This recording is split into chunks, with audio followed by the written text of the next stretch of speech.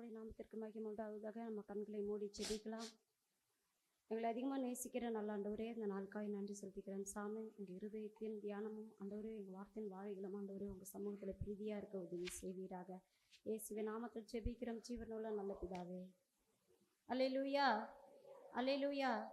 ரோமர் 2ஆம் அதிகாரம் வசனம் 4. அல்லது தேவ தயவு நீ குணமாகும்படி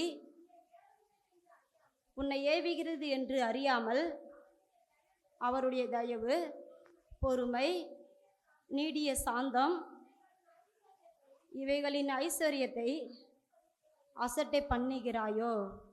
அல்லேலூயா. தேவ தயவு எதெல்லாம் நீங்கள் சொல்லுவீங்க? அல்லேலூயா. நம்ம இருக்கிறதே தேவ தயவு தான். நம்மளை அனுதினம் காலையில் அவர் என்ன பண்ணுறாரு? நம்மளை எழுந்திரிக்க பண்ணுறாரு. நம்மளுக்கு தங்க இடம் கொடுத்துருக்கிறாரு, உண்ண உணவு கொடுத்துருக்கிறாரு, போட்டுக்க ட்ரெஸ்ஸு கொடுத்துருக்கிறாரு. நம்மளுக்கு ஒரு நாள் கூட நம்ம என்ன பண்ணலை, பட்னியை கிடக்கவே இல்லை. நம்ம எதுக்காகவும் என்ன பண்ணல, அலைஞ்சு திரியவே இது இல்லை. ஆனாலும் நம்மளை ஆண்டவர் என்ன பண்ணுறாரு? பத்திரமாக அவர் நம்மளை பாதுகாக்கிறாரு. ஆண்டவர் சொல்கிறாரு, நம்மளை அவருடைய ஐஸ்வர்யத்தை அவர் என்ன பண்ணுறாமா, அவருடைய தயவை நம்ம என்ன பண்ணுறோம், அசட்டை பண்ணுறோன்னு சொல்லிட்டு ஆண்டவர் சொல்கிறாரு. கொஞ்சம் யோசிச்சு பாருங்களா. நம்ம சாப்பாட்டுக்காக யார்கிட்டையாவது போய் கடை வாங்குறோமா? நம்ம போடுற ட்ரெஸ்ஸுக்காக யார்கிட்டையாவது போய் கடை வாங்குறோமா?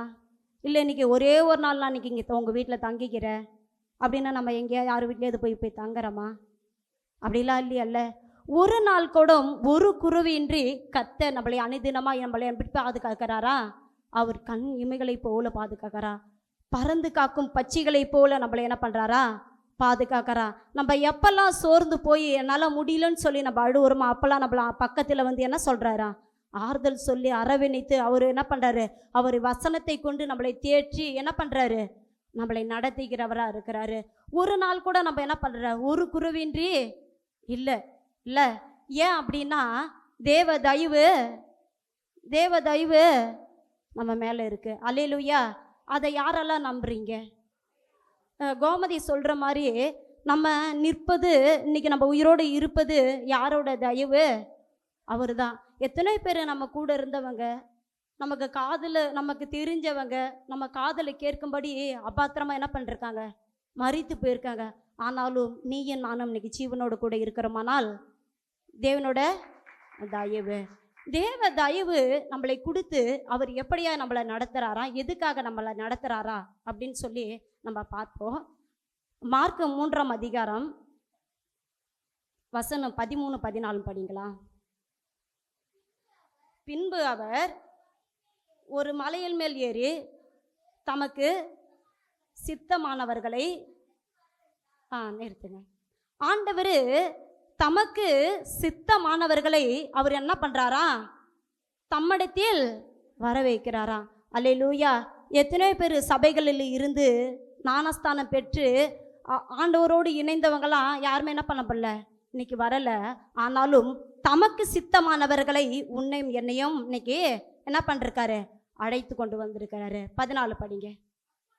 அப்பொழுது அவர்கள் 12 பேரை தெரிந்து கொண்டு அவர்கள் தம்மோடு கூட இருக்கும்படி, அல்லேலூயா, போதும், அல்லேலூயா. ஆண்டவர் நம்மளை தேர்வு செய்து அவரோடு இருக்கும்படி, அவருக்கு அவருடைய வார்த்தையை நம்ம சொல்லும்படி உன்னை என்னை தெரிந்து கொண்டிருக்காராம். அல்லேலூயா. நம்ம எதுக்காக அவர் தயவு பாராட்டுறாரு அப்படின்னு சொல்லி நம்ம பார்த்தோமானால், அவர் நமக்கு அவருக்கு சித்தமானதை செய்யவும் அவரோடு கூட இருக்கவும் அவருக்கு நம்ம என்ன பண்ணோமா, அவரோட வார்த்தையை சொல்லும்படி நம்மளை என்ன பண்ணிருக்காரு? ஏற்படுத்தியிருக்கிறாரு. அல்லேலூயா. அவருடைய கிருபை நம்ம மேல் அவரு அபரிதமாக இருப்பதுக்கு ஒரே ஒரு காரணம் தான், அவரோடு கூட நம்ம இருப்பதற்கு மாத்திரம்தான். அல்லேலூயா, அல்லேலூயா. மார்க்கு 16ஆம் அதிகாரம் வசனம் 17, 18 படிங்களா. மார்க்கு 16. விசுவாசிகளால் நடக்கும் அடையாளங்களான என் நாமத்தினாலே பிசாசுகளை துரத்துவார்கள், நவமான பாஷைகளை பேசுவார்கள், சர்ப்பங்களை எடுப்பார்கள், சாவுக்கு ஏதுவானது யாதொன்றை குடித்தாலும் அது அவர்களை சேதப்படுத்தாது, வியாதிஸ்தன் மேல் கைகளை வைப்பார்கள், அப்பொழுது அவர்கள் சொஸ்தமாவார்கள். அல்லேலூயா. பாருங்க, நம்மளை ஆண்டவர் அழைப்பித்து நம்மளை தேர்வு செய்து அவரு என்ன பண்றாரா, தம்மோடு இருக்கும்படி அவருடைய கனமான ஊழியத்தை செய்யும்படியாக நம்மளை என்ன பண்றாரா, நிறைய அதிகாரத்தை நம்ம கையில் கொடுத்திருக்கிறாராம். அல்லேலூயா.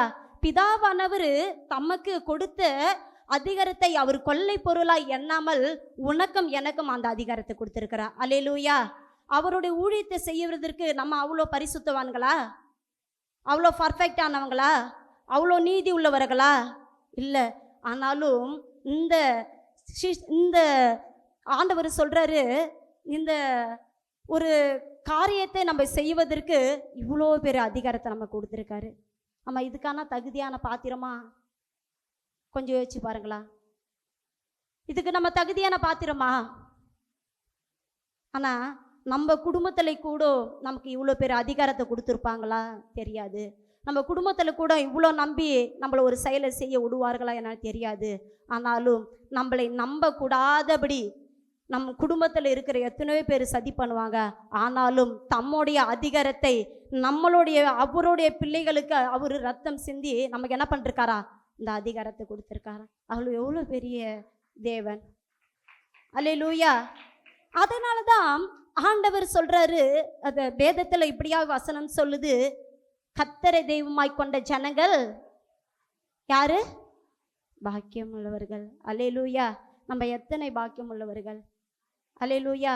எத்தனையோ பேர் நம்பாத காரியத்தை நம்ம ஆண்டவரை நம்மளை நம்பி கொடுக்குறாருன்னா, நம்மளை தேர்வு பண்ணிருக்காருன்னா, என் பிள்ளை இந்த காரியத்தை நமக்காக செய்யுன்னு சொல்லி நம்ம மேலே அவர் சித்தமுள்ளவராக இருக்கிறாருன்னா நம்ம எவ்வளோ பேர் பாக்கியம் உள்ளவர்கள். அல்லேலூயா. சரி, இதெல்லாம் உங்களுக்கு எல்லாத்துக்கும் ஒரு டவுட் இருக்கும். விசுவாசிகளால் செய்யும் அடையாளங்கள் இது. இப்போ நானும் ஆண்டவர் நமக்கு என்ன பண்ணிருக்காரு, இவ்வளோ பெரிய அதிகாரத்தை கொடுத்துருக்கிறாரு. அல்லேலூயா. என்ன செய்கிறாரா, அவர் நாமத்தினால பிசாசுகளை துரத்துவார்களாம், நவமான பாஷைகளை பேசுவார்களாம், சர்ப்பங்களை எடுப்பாங்களாம், சாவுக்கு எதுவான யாதை ஒன்றே குடித்தாலும் அது அவங்கள என்ன பண்ணாதான், சேதப்படுத்தாதா. அவங்க வியாதிஸ்தான் மேல் கையை வைத்தால் அவங்க என்ன பண்ணுவாங்களாம், வியாதியிலிருந்து சுஸ்தமாவார்களாம். இவ்வளோ பெரிய அதிகாரத்தை நம்மக்கிட்ட கொடுத்தாரு ஆண்டவர். நீங்கள் நினைக்கலாம், ஆமாம் சிஸ்டர், நாங்கள் எங்கள் குடும்பத்துக்காக ஓடுறதே பெரிய கஷ்டமாக இருக்குது, இதெல்லாம் செஞ்சு நான் என்ன சிஸ்டர் பண்ண போகிறேன் தோணுதா உங்களுக்கு? தோணுதுங்களா? இல்லை. ஆண்டவர் இந்த உலகத்தில் எத்தனையோ பேர்த்துக்கிட்ட நம்ம டாக்டர் மூலயமா ஓடுறோம், நம்ம வியாதியை சுகமாக்குங்க அப்படின்னு. ஒரு நேரத்துக்கு கட்டத்துக்கு மேலே டாக்டரை என்ன பண்ணிடுவாங்க, கழுவுரிச்சிடுவாங்க. ஆனாலும் அப்புறம் நம்ம வேண்டாத தெய்வம் இல்லை, போகாத இடம் இல்லை அப்படின்னு சொல்லிட்டு நம்ம அலைந்து திரிந்து மறுபடியும் எங்கே வருவோம்? யாரோ ஒருத்தவங்க சொல்லுவாங்க, என்ன சொல்லுவாங்க, அங்கே விலங்காட்டில் ஒரு சர்ச் இருக்குது, அங்கே போங்க வியாதி சுகமாகுன்னு சொல்லி. ஆண்டவர் அப்படியான அதிகாரத்தை நம்மக்கிட்ட கொடுத்துருக்காரல்ல. பல நேர கேள்விகளுக்கு ஆண்டவர் ஒரே ஒரு பதில் தான் கொடுத்துருக்காரு, வியாதிஸ்தன் மேல் நீங்கள் கையை வைப்பீர்கள், ஆனாலும் வியாதிஸ்தன் என்ன பண்ணுவான், சுஸ்தமாவான். அல்லேலூயா. சரி, இப்படிலாம் செஞ்சிட்டோம் சிஸ்டர், அதன் பிறகு எங்களுக்கு ஏதாவது ஆண்டவர் ஆசீர்வாதம் வைத்திருப்பாரா அப்படின்னு நம்ம கேள்வியோடு கூட உட்காந்துருப்போம். எடுத்தவங்க வாசிங்க, ஏசாயா 52:7 படிங்க.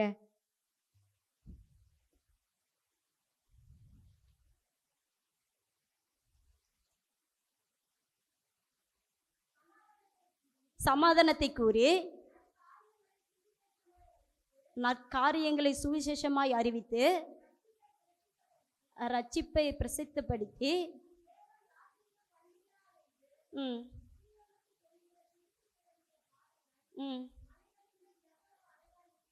மலைகள் மேல் எவ்வளோ அழகாக இருக்கிறதா.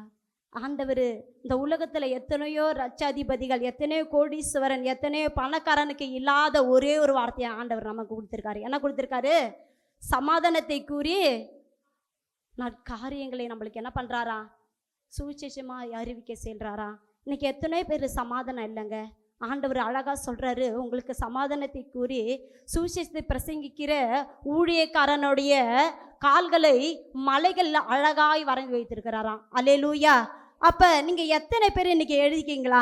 எத்தனை பேரை நான் ஆண்டவரை பத்தி சொல்றேன்னா, அப்ப அந்த கொல்கத்தா மலையில ஆண்டவர் ரத்தம் எப்படி சிந்தப்பட்டதோ அப்படியாய் அந்த கொல்கத்தா மலை மீது நம் கால்கள் எப்படியா இருக்கமா, பட்டணந்தோர்கள் முழுவதுமாய் அவர் அழகாய் வரைந்து வைத்திருக்கிறாராமா கால்களை.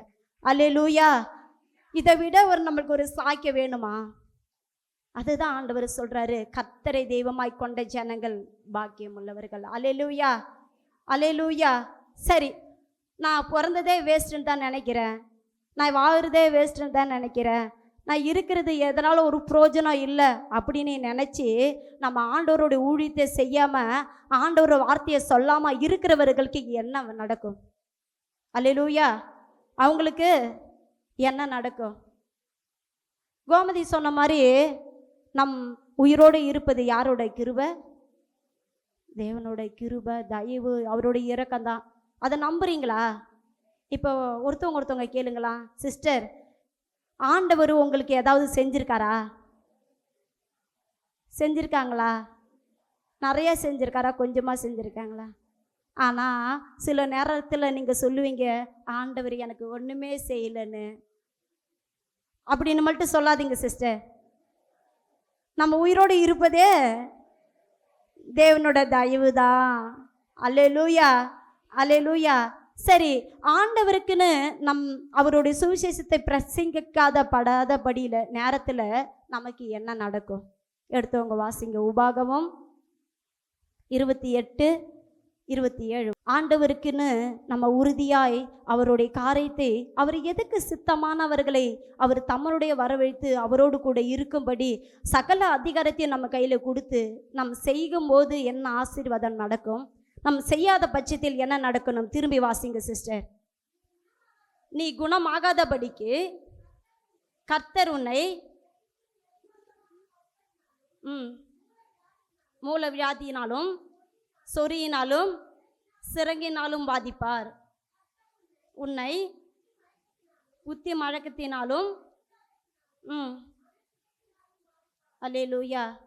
இதை நான் சொல்லலைங்க, வேத வசனம் இப்படியாய் சொல்லுது. ஆண்டவருக்கு நம் ஒரு பிரயோஜனமும் இல்லாத ஆண்டவர் எத்தனை இடுக்கணங்களில் நம்மளை பாதுகாத்து வழிநடத்தி வந்திருக்கிறாரு. ஆண்டவர் என்ன கேட்குறாரு நம்மக்கிட்ட? தம் இருதயத்தை ஆண்டவருக்கு நேராக அவருக்கு பிரியமாய் வாழும்படி அவருடைய சுவிசேஷத்தை உலகம் முழுவதும் சொல்லும்படி தான் ஆண்டவர் நம்மளை தேர்வு பண்ணிருக்கிறார். இன்னைக்கு நிறைய பேர் நம்ம இருதயத்தின் கடினத்தினால என்ன பண்ணுறதில்ல, சொல்கிறதே இல்லை. இயேசுனை நேசிக்கிறாரு கூட சொல்கிறதே இல்லை. ஆனாலும் தேவன் இப்படியாய் சொல்கிறாரு, அவருடைய கனமான ஊழியத்தை செய்யாதவர்களுக்கு என்ன நடக்கும் என்பதை கண்களை மூடி நம்ம செபிக்கலாம். ஸ்தோத்திரம் ஆண்டவரே, நீர் எத்தனை நாள் ஆண்டவரே எங்களை தூக்கி வழி நடத்தி வந்திருக்கீங்க. நாங்கள் கண்ணீரோடு அழுத நாட்கள் உண்டு சாமி. எங்கள் தலகாணி நனைந்து போயிருக்கோம் ஆண்டவரே, எங்கள் படுக்கை நனைந்து போயிருந்தது ஆண்டவரே. நாங்களாம் வாழோமான்னு நாங்கள் நினச்ச நாட்கள் உண்டு சாமி. ஆனாலும் எங்களை நீர் அப்படியே விட்டுட்டு இல்லை ஆண்டவரே. நீர் சொல்லது வேத வசனங்கள் ஆண்டவரே, கர்த்தருடைய கரங்களில் அலங்காரமான கிரீடமாய் இருப்பாய் என்ற வேத பிரகாரமாய் தகப்பனே, எங்களை ஒவ்வொரு நாளும் எங்களை நடத்தி வந்த தயவுக்காய் உமக்கு ஸ்தோத்திரம் கர்த்தாவே. இம்மட்டமாய் உங்கள் தயவு, உங்கள் கிருபை எங்களை நடத்தி வந்ததற்காய் நன்றி ஆண்டவரே. மீதி இருக்க நேரங்களுக்கு ஒரு கரத்தில் ஒப்பு கொடுக்கிறோம். இயேசுவின் நாமத்தில் ஜெபிக்கிறோம் ஜீவனுள்ள நல்ல பிதாவே, ஆமென். அல்லேலூயா, அல்லேலூயா.